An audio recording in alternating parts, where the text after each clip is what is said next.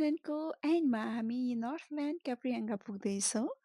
High everyone, स्वागत छ रोशनीको भ्लगमा। हामी चाहिँ अकल्यान्डबाट 2 आवर 50 मिनट ड्राइभमा काइवे लेक नर्थल्यान्ड पुग्यौँ। यहाँ पुग्दा चाहिँ एकदमै भिडभाड थियो। क्याम्पिङको लागि पनि कुनै पनि स्पेस पनि थिएन यहाँ चाहिँ।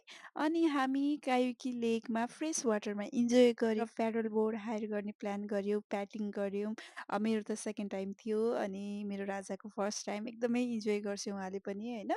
एकदमै रमाइलो भयो। त्यसपछि हामी लाग्यो केरिके 2 आवर 20 मिनटमा चाहिँ हामी त्यहाँ पुग्यौँ। हामीले अनलाइन बुकिङ त गरिसकेको थियौँ, तर डिटेल्सहरू चाहिँ म देखाउँदैछु यहाँ। र टेन्टहरू हामी रेडी गर्यौँ। म एक्साइटेड भइरहेको थिएँ कि यो चाहिँ मेरो फर्स्ट टाइम क्याम्पिङ गर्दैछौँ होइन। खानेकुराहरू सबै सामान पोकाहरू बोकेर गइयो, सबै रेडी गरियो होइन। अब खाना पनि रेडी गर्दैछौँ, हामी खाँदैछौँ। सनराइज हेर्न अर्को ठाउँमा पुग्ने भनेको त बिहान यहाँ नै भइसक्यो, तर सनराइज चाहिँ अब हुँदै हुँदै छ। हामी चाहिँ अब यहाँ बाई बाई गरेर चाहिँ अर्को डेस्टिनेसन क्याप्रियाङ्गा पुग्दै 2.5 आवर ड्राइभमा चाहिँ हामी क्याप्रियाङ्गा पुग्यौँ। क्याप्रियाङ्गा लाइट हाउस यो नर्थ आइल्यान्डकै एन्ड पोइन्ट। केही छैन, सबै चारैतिर हेरेपछि समुद्र पोइन्ट नै छैन नि त जाने। पुरै आँखाले भ्याउँदैन अनि कस्तो असम्म फिल भयो। हामी दुईजना एकदम इन्जोय गऱ्यौँ, फोटोहरू लियो, रमाइलो भयो।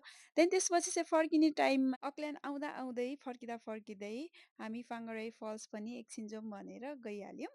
यो चाहिँ फाङ्गराई फल्स एकदमै रमाइलो झरना पनि हेऱ्यौँ होइन। एकदम एक्साइटेड हुँदै उफ्रिँदै नाच्दै फोटो खिच्दै यसपालिको 2 दिनको ट्रिप चाहिँ एकदमै रमाइलो भयो। फुल भ्लग हेर्नको लागि रोशनीको युट्युबमा जानुपर्छ हजुरहरू। Thank you so much for watching.